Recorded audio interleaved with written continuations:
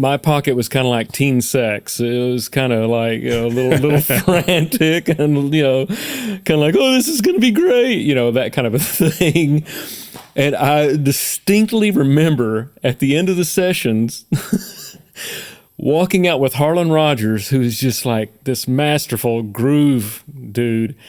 And I'm asking him, I'm saying, so where I'm hearing the click and where it actually is are two different things? And he's like, yeah, bro, you're hearing it up here and it's further back. It's actually further back. So it got me exploring where to find that deeper pocket and to work on it, because that's one of the prerequisites to getting your parts stuck to tape or stuck to Pro Tools and to make the mix.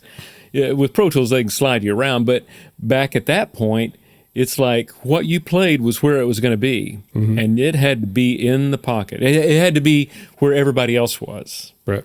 So that really got me on that quest to practice with a metronome or with a drum machine, and I'll still do that. But it's great now, like with Pro Tools or whatever you're recording into, you can see where you are. You can see if you're if you're wanting to put it forward, where it is. If you're wanting to lean it back, where it is. You can actually see what you're doing now.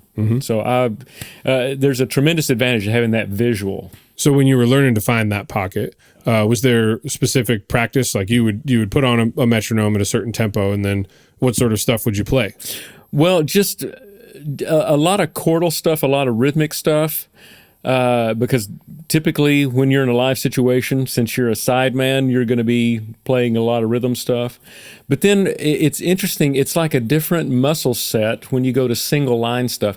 You could have a really great pocket chordally, and then you get to single line stuff, and it's just like, there's a whole nother set of muscles for single line stuff.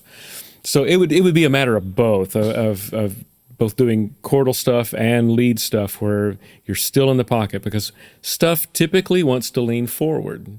You go to a concert and people start clapping along with the beat and they end up taking off. Right. It's just human nature. So being aware of that. Yes. And when you would do this practice, would you record yourself and then listen back to it? I would do that. I would do that. I come from a bit of a scientific analytical nature. So I do stuff like that. I do tests on myself, So I've definitely done that. Yeah, I've gone down that path. So that's something that up and coming players could definitely make one of their priorities, and an exercise that they could work on.